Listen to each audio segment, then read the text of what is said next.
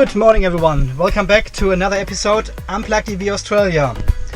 This morning 19 degrees and let's see if we get a power limit on the region. Turning on the car.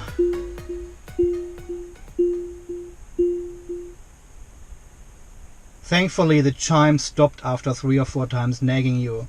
Yep, we got the power limit here on the region. So 19 degrees. Parked the car yesterday at about 11 o'clock here, 11 a.m. We had temperatures about 30 degrees yesterday, so it should have warmed up, but the night was a bit chilly with about 14, 15 degrees only. And power limit again. Okay, let's see when this one disappears.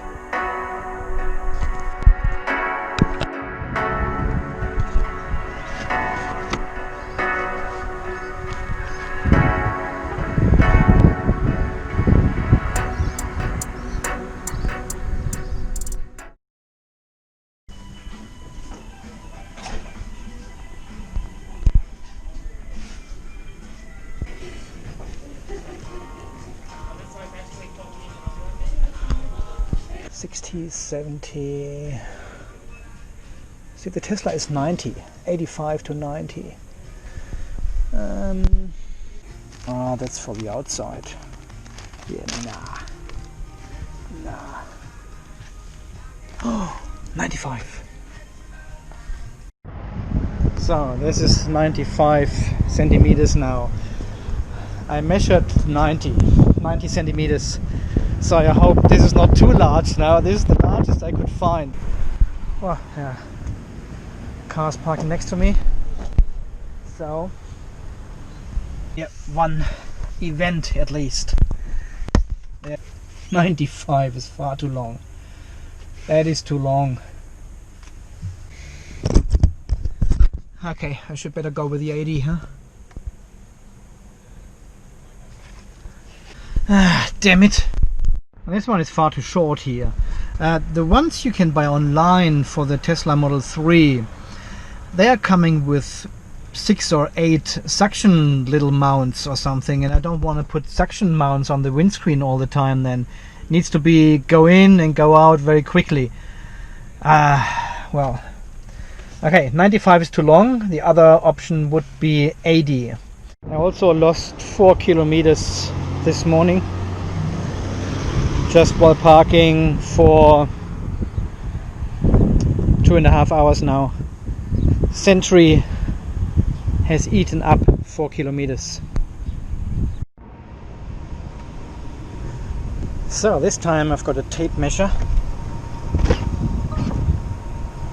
1 Sentry event occurred. Okay, so this one is too long here.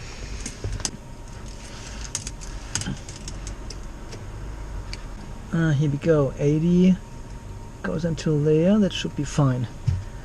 So when we have this 80, okay, 80 should be fine. And get an 80 centimeters windscreen sunshade. No, they don't have an 80. Damn it. The only 80 they have is for the outside. I don't want to put it on the outside. How hard can it be to get an 80 centimeter or 85 centimeter sun shield for the windscreen? Need to clean the car. You can tell me we are just living in a small country town here. There's Auto Pro, just right over there.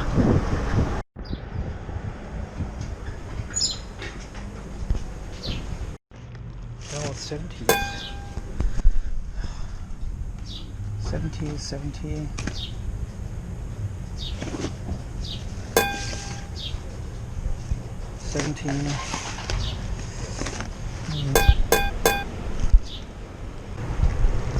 That's the one, 85 for $10. Excellent, thank you so much. See ya. Fucking hell.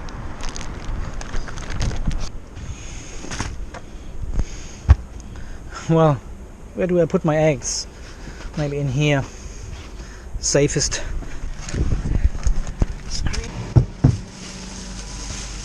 I hope it's the right size now. Ooh, it fits exactly. Look at this.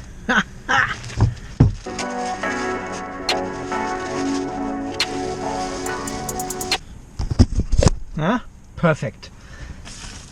It's not as quick to put in as the old one because the old one is so small, but it will adjust itself. Oh, finally we got a new sun shield, a heat shield for the Teslander.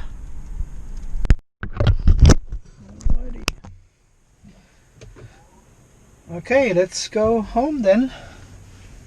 Four-wheel drives left and right of me here, taking me the whole view. Glad the car is paying attention.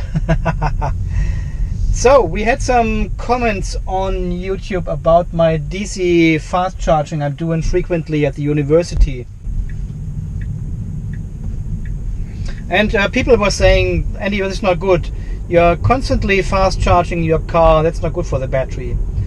Well, to be honest, this 40, 42, 43 kilowatts, I don't consider this as a fast charge, really, because it keeps the charging rate under 1C. So the battery in the Standard Range Plus here is around 55 usable, and I'm charging with 40, 42, 43, definitely under 1C. So I don't think this is any harmful to the battery at all, what I'm doing there. Supercharging, of course, is a different story. The Standard Range Plus here will charge with 100 kilowatts maximum on a supercharger or on any other fast charger. Someone else said he doesn't quite understand what I'm doing here. Why don't I charge at home? Why do I go to the University of Queensland all the time? It's a free charge at the moment. But this will change obviously at the end of the month. They're saying they will increase the prices, or they will put some prices on these chargers along the coast, the electric superhighway they call it. These are all 50 kilowatt DC chargers built up by the Queensland government here, and they said it will cost something from the end of the year. So we will see if there's a cost involved, because they said this quite a few times now and it has never happened. So let's see if there will be a cost for it. It was like 44 cents per kilowatt hour, which was double the price I would pay at home. So I'm charging for 20 cents at home, and they charge you 44 cents on these DC chargers there. If I'm going on a longer trip and I have to pay for the power on these chargers, but at the moment I'm just enjoying this free charging at the university there from their solar system, and I'm not paying anything for the power. If this is changing soon or not, we will see, but as long as it goes like this, I just charge. And I'm never charging the battery to 100% anyway. The furthest I went was 90% only. That was my highest state of charge I put in the battery. Okay, let's do some autopiloting. But I think 80% is totally fine, maybe even 90%. What some people do is totally fine on a daily basis. But I don't need the range. Look, the battery is now at 40. It's less than half full or half empty, the battery, and still got 200 kilometers. So even if I charge it to only 60%, which is the lowest, or 50% here, let's say 60%, this will give me 220 kilometers on the battery. So this is far, far, far more than I actually use every day. And if I have to go to a customer, I can still make it, as you have seen in the last video, one of the last videos, I'll make it home with 6% or 7%. So charging with these cars is not a problem at all. You can plug it in every time you come home in the evening and plug it in overnight, and it will recharge the energy you have used during the day easily at home. you don't need to go anywhere. You use the fast charging network, the DC fast chargers and the superchargers only if you really go somewhere on a longer trip. But for the daily commute, it's totally fine to charge at home. I'll do a separate video very soon about the charging situation at home. I'll tell you more about the charging equipment coming with the car and the charging equipment I still have from the PHEV. The limitation for regen is obviously totally gone now. So you don't need any brake power here at all. It's all regen. It is amazing. The regen is so strong. Did I say this before?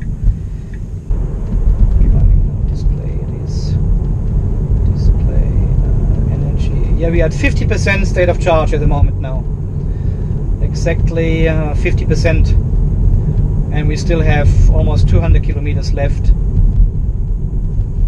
So and if we have a look at the prediction here, the last 50 kilometers, including test rides I gave and launches and high acceleration boosts, predicted range is still 205 kilometers on 51% now.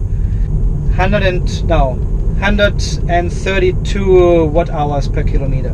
That is insane. And this is a message which comes up after the update now. It's saying USB drive write speed is too slow for dashcam.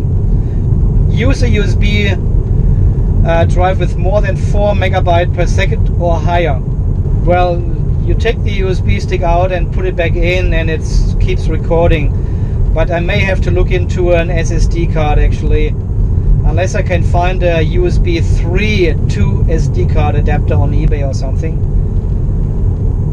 Obviously, after the update, the write speed is a little bit pickier now, because it records all 4 cameras now, including the back camera, which it didn't do before. Maybe that's why the write speed is not sufficient anymore for the dashcam.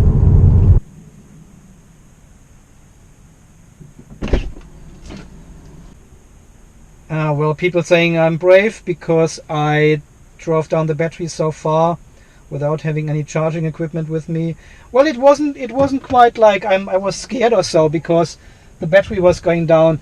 It is more, you know, the prediction of the car, of the kilometers you can still do, is very, very good in the Teslander. It is not like in the PHEV and then drops like a rock all of a sudden because the car realizes you're using far more energy. Even if you're going to your energy and you drive more efficient, this one, the projected range will go up. I should put this in autopilot here so I don't need to pay attention. Of course I still pay attention. Now display. Distance. Here we go. So distance. So I've got 189 kilometers up here, and I've got 198 kilometers here, so 10 kilometers more on the projected range it's called. So, and this is taking into account your last 50 kilometers of driving. The last 10 kilometers even gives me 28 kilometers now. So the more efficient you drive, the more kilometers you can drive, obviously, can reach. And this is with any car. It was the same with the PHEV. When you drive like Miss Daisy and double barry, you can squeeze out more kilometers, of course, then. Alright, we made it home. Still 187 kilometers. I will probably recharge the car on Wednesday for the rest of the week. I don't really mind sitting there for half an hour at the university charger. It's not like wasting time, you know. I'm watching YouTube stuff about electric cars and there's always something to do, or I can do a video in the meantime and can answer some of your questions.